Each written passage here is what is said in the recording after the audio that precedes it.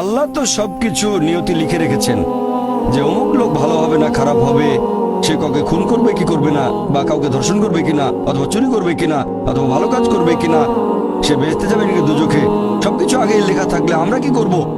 এখানে কার দোষ? যদি কাউকে খুন করি, আল্লাহ আমার কদরে লিখেছেন, আমি খুন করবো আর করে ফেললাম, এই দোষটা কার? দোষ তো আল্লাহ, তাহলে আমাকে দোজখে পাঠানো হবে কেন? আর এটা খুবই লজিক্যাল প্রশ্ন। এই প্রশ্নের উত্তরে বলবো, আমাদেরকে এই কদর বা নিয়তির ধারণা আগে বুঝতে হবে যে আল্লাহ সুবহানাহু ওয়া তাআলা আগে থেকে লিখে রেখেছেন একটা মানুষ কখন জন্মাবে, তারপর সে কোন দেশে জন্মাবে, কখন মারা যাবে, কোন দেশে মারা যাবে। আল্লাহ পবিত্র কোরআনে বলেছেন সূরা ইসরা অধ্যায় 17 আয়াত নম্বর 14 যে যখন কোন শিশু জন্ম নেয় তার কর্মগুলো আমি তার গ্রীবালগ্ন করে দিই। একজন মানুষের ব্যাপারে আল্লাহ জানেন সে কি কি করবে, ভালো না খারাপ, সঠিক না বেঠিক, সে বেহেশতে যাবে নাকি দোজখে যাবে।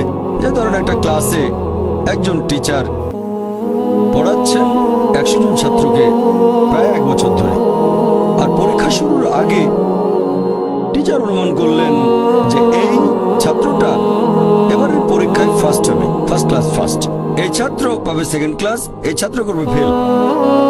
এটা আমি উদাহরণ হিসেবে বলছি।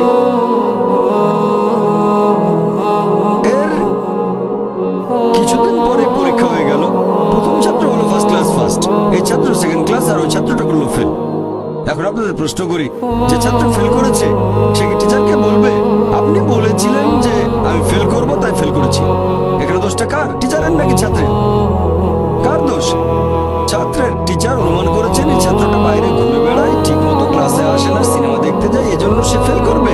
ওই ছাত্র মোটামুটি মাঝারি, এই ছাত্র খুব মেধাবী, অনেক পরিশ্রম করে, তাই টিচার পরীক্ষা শুরু হওয়ার আগে অনুমান করেছেন এই ছাত্র হবে ফার্স্ট ক্লাস ফার্স্ট, এই ছাত্র সেকেন্ড ক্লাস, ওই ছাত্র ফেল।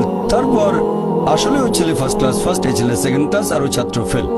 টিচার অনুমান করেছেন, তার মানে এই না যে দোষটা টিচারেরই হবে। টিচার সবাইকে পড়িয়েছেন সঠিকভাবে, সমানভাবে। একইভাবে আল্লাহ সুবহানাহু ওয়া তাআলার আছে ইলমে গায়েব, তিনি ভবিষ্যৎ সম্পর্কে জানেন। কিছু জিনিস ঠিক করা আছে যে এই লোকটা জন্মাবে অমুক দেশে, জন্মাবে অমুক দিনে, আর সে মারা যাবে অমুক দেশে অমুক তারিখে, ইত্যাদি ইত্যাদি। তার পরিবেশ ধনী হবে নাকি গরিব হবে, তবে পছন্দটা এখানে আপনার। যেমন ধরেন 12 স্ট্যান্ডার্ড পাস করার পরে অপশন আপনার হয়তো ইঞ্জিনিয়ার হবেন, অথবা ডাক্তার হবেন, বা একজন আইনজীবী। এখানে পছন্দ আপনার, ঠিক করলেন আপনি হবেন ইঞ্জিনিয়ার। এখন আল্লাহ এটা আগে থেকেই জানেন যে 12 স্ট্যান্ডার্ড পাস করার পরে আপনি ইঞ্জিনিয়ার হওয়ার চেষ্টা করবেন, তাই আল্লাহ আগে লিখে রেখেছেন। ব্যাপারটা এমন না যে আল্লাহ লিখে রেখেছেন বলে আপনি বেছে নিচ্ছেন। যেহেতু আপনি এটাই বেছে নেবেন, তাই আল্লাহ আগে লিখে রেখেছেন। এখানে পছন্দ আপনার, তবে আল্লাহ আপনার পছন্দ জানেন। যেমন ধরেন একটা রাস্তার মোড়ে আসলেন, সামনে 5টা রাস্তা, রোড নাম্বার 1 2 3 4 5। এখানে পছন্দ আপনার, বেছে নিতে পারেন রোড নাম্বার 1 2 3 4 5।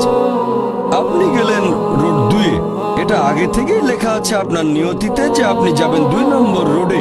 ব্যাপারটা এমন না যে আল্লাহ লিখেছেন বলে আপনি করছেন, যেহেতু আপনি এটাই বেছে নেবেন তাই আল্লাহ আগে লিখে রেখেছেন। তাহলে পছন্দ আপনার। আপনি চাইলে টাকা উপার্জন করতে পারেন ভালো কাজের মাধ্যমে, হালাল উপায়ে, অথবা পারেন চুরি করে হারাম উপায়ে, পছন্দ আপনার। ধরেন চুরি করলেন, এটা আপনার সিদ্ধান্ত, তবে আল্লাহ আগে থেকে জানেন যে এই লোকটা সহজে টাকা পেতে চায় তাই চুরি করবে, তাই আল্লাহ আগে লিখে রেখেছেন যে এই লোকটা 25 বছর বয়সে চুরি করবে। এখানে দোষটা কার? দোষ আসলে আপনার, তবে আল্লাহর আছে ইলমে গায়েব, তাই তিনি আগেই লিখে রেখেছেন। সিদ্ধান্তটা আপনার। আল্লাহ তাআলা মানুষদের দিয়েছেন স্বাধীন ইচ্ছা, আপনি আল্লাহ তাআলাকে দোষ দিতে পারবেন না আপনার পাপের জন্য। যদি আপনি দোজখে যান, যাবেন আপনার পাপ কাজগুলোর জন্য, আর যদি বেহেশতে যান সেটার কারণ হবে আল্লাহ সুবহানাহু ওয়া তাআলার অসীম করুণা।